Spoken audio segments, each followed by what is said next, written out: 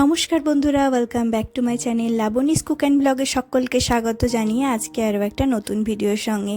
অনেক দিন হয়ে গেল, ভিডিও দিতে লেট হয়ে গেছে, কারণ আমি কিছু দিনের জন্য আমার বাড়িতে গেছিলাম। সেখানে কাজকর্ম হয়েছিল, কিন্তু ইন্টারনেটের অভাবে ভিডিওগুলো আপলোড করতে পারিনি, আর ভিডিওগুলো এডিট করে ওঠারও সময় পাইনি। তো চলো বন্ধুরা, অনেক দিন পর ভিডিও দিচ্ছি। আজকে তোমাদের সাথে শেয়ার করব আমাদের বাড়ির রান্নাঘর ক্লিনিং আর অর্গানাইজেশন করব।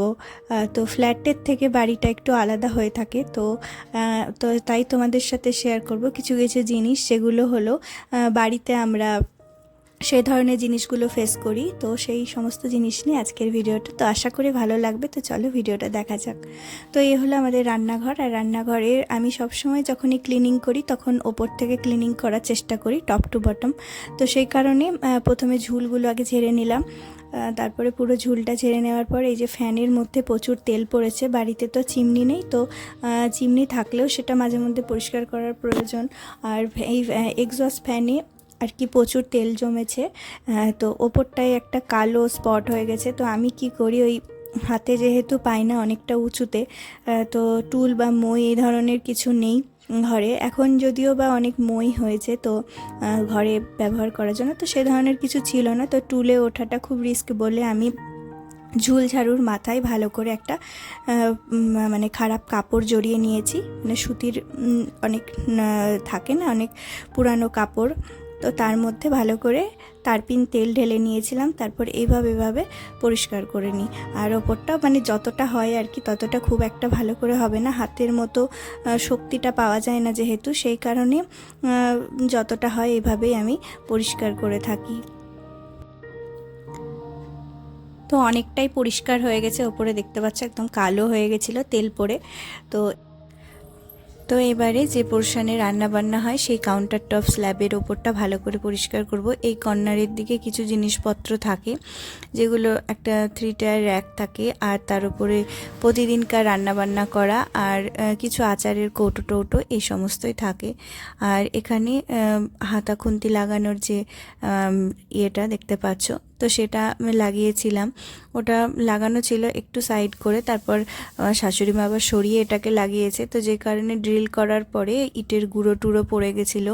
তো ভালো করে সার্ফ দিয়ে, প্লেন সার্ফ বা জল দিয়ে ভালো করে জায়গাটা পরিষ্কার করে নিলাম। খুব একটা তেলচিটে হয়নি। আমাদের বড় এক্সস্ট ফ্যানে কিন্তু অনেকটাই তেল টেনে নেয়। শুধুমাত্র যেখানে রান্নাবান্না হয় সেই রান্নাঘরের যে জানালাটা আছে তার সামনে, যেখানে গ্যাস ওভেন রয়েছে তার সামনেটা আর কি ভীষণ তেলচিটে হয়েছে, আর জানালাটার অবস্থাও খারাপ হয়ে গেছে। পুরানো দিনের নেট যেহেতু লাগানো থাকে, তো খুব ছোট নেট, তো তার মধ্যে তেল আর ধুলো আটকে একটা খুব খারাপ পরিস্থিতি হয়েছে। এটাকে চেঞ্জ করব ভেবেছি। যেহেতু বাড়ি, তাই বাইরে থেকে প্রচুর ইঁদুর আসে বলে এই নেটটাকে লাগানো হয়েছিল। তো এখন ভবিষ্যতে ভাবছিলাম যে স্লাইডিং ডোর লাগাবো। তো 2-3টে দোকানে ফোন করেছিলাম, তো ঠিকমতো টাইম করে উঠতে পারিনি, তাদের আসারও সময় হয়ে ওঠেনি, তো সেই কারণে ডোরটা লাগানো হয়নি। তো লাগানো হলে তোমাদের সাথে শেয়ার করব, আশা করি তখন জানালাটা দেখতে অনেকটা ভালো লাগবে আগের থেকে। তো এবারে এই র্যাকটাকে ভালো করে পরিষ্কার করে নিলাম, আর এইটাতেই কর্নারে সমস্ত জিনিস থাকে। তো খুব একটা বেশি অর্গানাইজার আমাদের খুব প্রয়োজন রান্নাঘরটাকে গোছগাছ করে রাখার জন্য, পরিষ্কার পরিচ্ছন্ন রাখার জন্য। সেটার কোনো মানে দরকার হয় না, শুধুমাত্র মানে টাইম টু টাইম রান্নাঘরটাকে পরিষ্কার রাখাটা হলো সবথেকে বড় ব্যাপার। যেহেতু অনেক দিন পরিষ্কার করা হয়নি, ভালো করে ডিপ ক্লিন করা হয়নি, এমনি তো রেগুলার আমাদের ক্লিনিং হতে থাকে, কিন্তু রান্নাঘরে মাঝে মধ্যে ডিপ ক্লিন না করলে আরশোলার উপদ্রব বেড়ে গেছে। তো আজকে মানে তোমাদের সাথে শেয়ার করব আমার রান্নাঘরের ভেতরের সেলফগুলো সমস্তটা আর কি, মানে পুরো ক্লিনিং করা থেকে সমস্ত জায়গা আর কি তোমাদের সাথে শেয়ার করব। তো প্রথমে গ্যাস ওভেনটা খুব ভালো করে পরিষ্কার করে নিলাম, খুব তেল পড়ে গেছিলো। তো গরম জল আর সার্ফ দিয়ে সব থেকে ভালো তেলটা ওঠে, আর অন্য কোনো কিছু আমি ব্যবহার করি না। সেইভাবে আমার শাশুড়ি মা অত মডার্ন জিনিস এত কিছু ব্যবহারও করে না, তো সেই কারণে আর কি বাড়িতে আর সেরকম কিছু থাকে না ক্লিনিংয়ের কোনো জিনিস। তো আসলে পরে আমি পরিষ্কার করি, তখন এই সমস্ত সার্ফ আর গরম জল দিয়ে পরিষ্কার পরিষ্কার করি। আর তারপরে ভালো করে এই যে কাপড় দিয়ে মুছে নেওয়ার পর গ্যাস ওভেনটা আবার আগের মতো কিন্তু নতুন চকচকে হয়ে গেছে।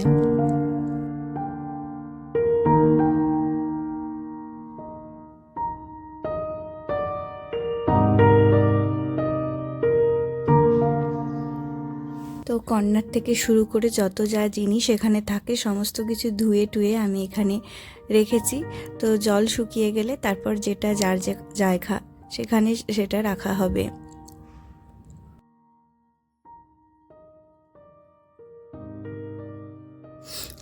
এই কর্নারের সব থেকে ওপরে এই 3 টায়ার যে কর্নার একটা, এটা আমি কিনে দিয়েছিলাম। আমাদের রান্নাঘরটা ঠিকঠাক নতুন করে আবার কালার টালার করা হলে সেলফগুলো বানানো হওয়ার পরে, তো তারপরে এটার উপরে হটপটটা রাখি আর নিচটায় থাকে প্রতিদিনের রান্না বান্না করার যে হলুদের বাটি, লবণ, তেল এই সমস্ত থাকে।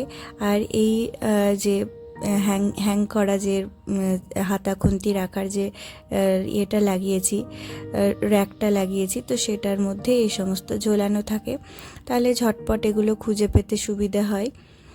আর এই পোর্শনটাই আমি এই যেরকম কয়েকটা হাতা খুন্তি থাকে আর বেশি যেগুলো থাকে সেগুলো ভেতরে রাখা থাকে, যেগুলো রেগুলার লাগে সেগুলো এর মধ্যেই রেখে দিই। কয়েকটা কাপ এই দিকে রাখি, রেগুলার এই সমস্ত জিনিস লাগে, তো সেই কারণে।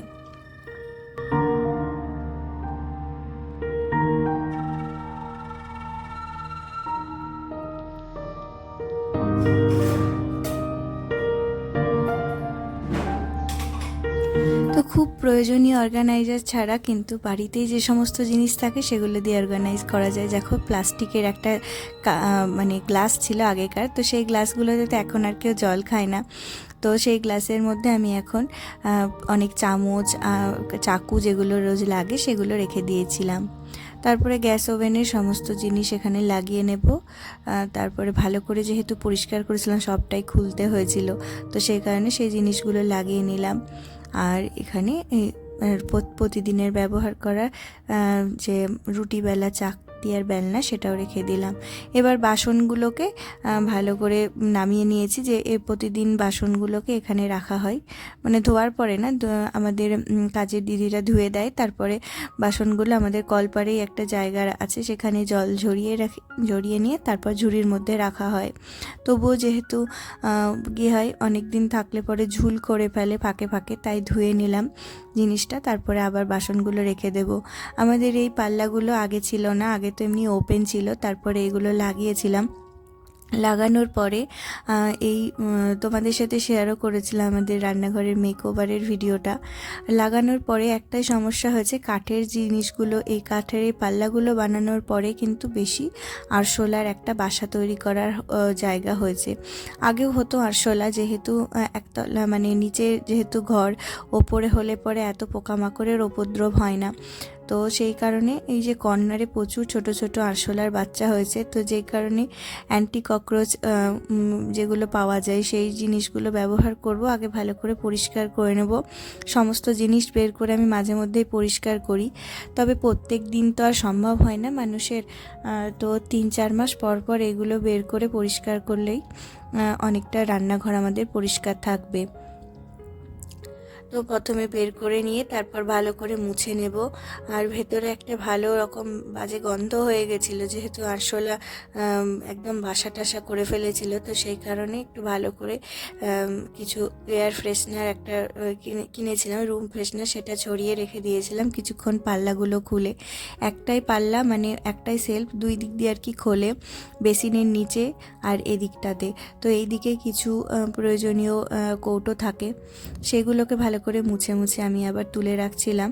যে সমস্ত জিনিস নামিয়েছিলাম সেগুলো ধুলো টুলো, আর আরশোলা যেহেতু ঘুরে বেরিয়েছে তো সে ভালো লাগছিল না, তো সেই জন্য ভালো করে এগুলো পরিষ্কার করে মুছে তারপর আবার তুলে রাখবো।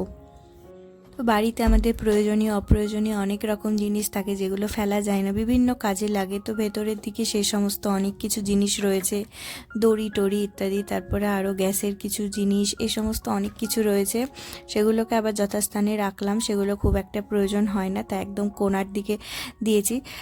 আর সেগুলো সামনের দিকে রেখেছি, সেগুলো হলো এক্সট্রা যে সমস্ত জিনিস ঘর ক্লিনিংয়ের জন্য, সার্ফ সাবান হারপিক এই সমস্ত আর কি রাখা হয়। আর কৌটোর মধ্যে মধ্যে আমি রেগুলার যে স্ক্রাবারগুলো আলাদা করে রাখি, তারজালি আলাদা একটা বক্সের মধ্যে রাখি, আর সাবান, বাসন মাজা সেটাও আলাদা করে এক একটা ডাব্বার মধ্যে রাখি। আর তারপরে ওপরে সেলফটাতে রেখেছি কিছু এক্সট্রা বাসন, যেগুলো খুব একটা ইউজ হয় না। প্রেশার কুকার খুব একটা ইউজ করে না আমার শাশুড়িমা, তো সেই কারণে একদম ভেতর দিকে মাঝে মধ্যে প্রয়োজন হয়। তো বেসিনের নিচে এই সমস্ত জিনিস থাকে, আর এদিকে শিলনোড়া এটা থাকে। আর কিছু একটা হ্যাঙ্গারের মধ্যে কিছু কাপড় রেখেছি মুছতে, এটা সেটা মুছতে অনেক কাপড় লাগে, তো সেই কারণে ওখানে রেখেছিলাম। আর তারপরে এদিকটায় কিছু কৌটো টৌটো রয়েছে, যেখানে প্রয়োজনীয় অপ্রয়োজনীয় অনেক জিনিস রয়েছে। আর ওপরে আমি নিউজ পেপার আর পাতিনি, তার কারণ হলো আরশোলার আবার বাসা টাসা তৈরি হবে, তো সেই কারণে আমি এমনি স্ল্যাবের ওপরে রাখলাম। তখন ক্লিনিং করব, তখন আবার এগুলো নামিয়ে মুছতে সুবিধা হবে। আর আর নিউজ পেপার আবার পাতলে পরে আবার আরশোলার নিচে বাসা তৈরি করতে পারে, তো সেই কারণে আমি আর দিলাম না মানে নিউজ পেপারটা দিলাম না।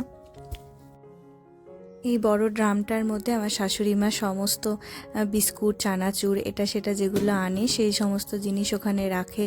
এই বাইরে এটাতে রাখাই যাবে না, আরশোলা টারশোলা আসতে পারে, সেই জন্য। আর ওপরেরটাই থাকে, বড় ড্রামটাই আটা থাকে। আর তারপরে পাশের যে সেলফগুলো রয়েছে তার মধ্যে একটির মধ্যে থাকে সিলিন্ডার, ওখানে তো আর বাকি জিনিস রাখা যায় না। তারপরে যে রাতে থাকে সেখানে আমাদের কিছু প্যাকেট, যেগুলো বাজার থেকে কিনে আনি, এক্সট্রা লবণ, হলুদ, সেগুলো রাখি। আর তার পাশেরটায় থাকে আমাদের এই বাসন, এক্সট্রা বাসন, টিফিন বক্স, যেগুলো আমাদের মাঝে মধ্যে প্রয়োজন হয় সেই ধরনের জিনিস থাকে। আর এখানে আমাদের থাকে এক্সট্রা গ্রসারি, যে সমস্ত জিনিস আনা হয়, এক্সট্রা গ্রসারির জিনিসগুলো এখানে থাকে। তো এখান থেকে প্যাকেটগুলো বের করে ধুলো টুলো ঝুল হয়ে গেছিলো, সেগুলো পরিষ্কার করে নিলাম। তারপরে আবার নতুন করে জিনিসগুলোকে আবার এখানে গোছগাছ করে তুলে রাখবো। আর এই কৌটোর মধ্যে রেখেছি এক্সট্রা ওই যে বালতি, এটার মধ্যে ঢাকনাও রয়েছে সুন্দর। তো অনেক মানে ছোট ছোট প্যাকেটের যে গোটা মশলাগুলো থাকে, তো সেগুলো সমস্ত কিছু এর মধ্যে ঢুকিয়ে এর মধ্যে রাখলাম। বাইরে রাখলে আবার বেশি পোকামাকড় হবে, আরশোলা হলে তো ফুটো করে দেয় প্যাকেট, তো সেই কারণে এগুলো। আর ওপরের সেলফটায় এই খাবারের প্যাকেটগুলো রেখেছি, ওপরেরটায় অতটা আরশোলা আসে না, তো সেই কারণে। এরপরে আমি লাল হিট প্রত্যেকটা জায়গায়, কোনায় কোনায় সব জায়গায় লাল হিট স্প্রে করে দিয়েছি, আর যেটা অ্যান্টি ককরোচ রয়েছে সেটা। আর আমাদের এখানে হলো জলের মেশিন, সেটাও পাল্লা দিয়ে কর্নারটা ঢাকা থাকে। এবার পাল্লার ওপরগুলো ভালো মতো নোংরা হয়ে গেছিলো। পাল্লার ওপরে প্রতিদিন যেহেতু আমাদের রান্না বান্না হচ্ছে, আমরা সবসময় রান্না করতে করতে নাড়ছি, হাত ধুচ্ছি, তো একটা হয় না আমাদের একটা স্পট পড়ে যায়। তো আর তাছাড়া হলো আমাদের বাড়িতে জলের একটা হার্ড ওয়াটার স্টেন যেটা হয় আর কি, জলের সাদা সাদা স্পট হয়ে যায়। তো জল যেহেতু রান্নাঘরে ছিটে ফোটা পড়ে, তো এই শেলফগুলোতে সেরকম একটা দাগ হয়ে গেছে। তো এগুলো তো সানমাইকা, তো এগুলো পরিষ্কার করলে আবার পরিষ্কার হয়ে যায়। তো আমি মাঝে মধ্যে কলিন দিয়েই পরিষ্কার করে থাকি মোছার জন্য, কিন্তু আজকে যেহেতু একটু তেল চিটচিট করছিল, তাই গরম জলের মধ্যে সার্ফ দিয়ে নিয়েছি, তারপর একটুখানি লবণ দিয়েছি, তারপরে এটাকে ভালো করে মুছবো কাপড় দিয়ে ভালো করে কয়েকবার মুছে, তারপরে আবার সাদা জল দিয়ে কাপড়টা ধুয়ে আরও একবার মুছে ফাইনালি এটাকে কমপ্লিট করে নেব। তারপরে ভেতরগুলো তো আমার দেখলে পরিষ্কার করা হয়ে গেছে, এবং অ্যান্টি ককরোচ ব্যবহার করাও হয়ে গেছে। কয়েকটা আরশোলা মরেওছে, যেহেতু স্প্রে করার সাথে সাথে 4-5টা আরশোলা বেরিয়ে এসে দেখলাম মরে গেছে। তারপরে এই সেলফের বাইরেগুলো ভালো করে পরিষ্কার করে নেব। তারপরে ওপরে আমাদের আরও একটা সেলফ আছে, যেটা দেখলে ওই সাইডে বেসিনের ওপরে, তো সেই সেলফটার মধ্যে আমাদের কিছু খাবার দাবারের কৌটো থাকে, সেই কৌটোগুলোকে এখন আমি অর্গানাইজ করব। তো প্রথমেই নামিয়ে নেব। সব সময় আমি যে অর্গানাইজার পয়সা দিয়ে অনেক ভালো ভালো দামি দামি জিনিস কিনতে হবে তেমন কোনো ব্যাপার না। আমাদের বাড়িতে যে সমস্ত কৌটো এসে থাকে, অনেক হেলথ ড্রিঙ্ক, হরলিক্স, কমপ্ল্যানের কৌটো এসে থাকে, তো সেই কৌটোগুলো দিয়েই আমি অর্গানাইজ করি। তো সমস্ত কৌটো এখানে নামিয়ে নিয়েছি একটা জায়গায় মেঝেতে। তারপরে ভেতরে শেলফগুলোকে পরিষ্কার করব। মাকড়সা তো আর কি, ছোট ছোট মাকড়সা এসে বাসা তৈরি করে সব সময়, তো মাঝে মধ্যে এগুলো পরিষ্কার করতে হয়।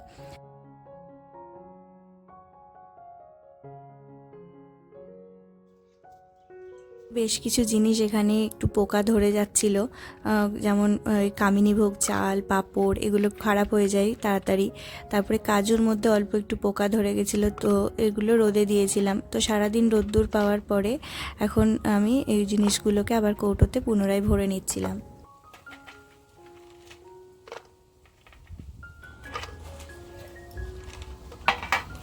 তো এই সমস্ত জিনিস রোদে দেওয়া হয়েছিল। তারপরে আরও কিছু জিনিস ছিল যেগুলো এক্সট্রা বাজার থেকে আনা হয়েছিল, সেগুলো আবার রিফিল করে নিলাম। তারপরে এবার এই কৌটোগুলোকে মুছে টুছে ভেতরে আবার গুছিয়ে রাখবো। এবার আমাদের রান্নাঘরের এত কাজ থাকে যে কৌটোগুলো চেক করা, রোদে দেওয়া, তারপরে এটা পরিষ্কার ওটা পরিষ্কার। তো রান্নাঘরের কাজগুলো, ক্লিনিং, সমস্ত কিছুকে একসাথে করতে গেলে তো আমরা পারি না।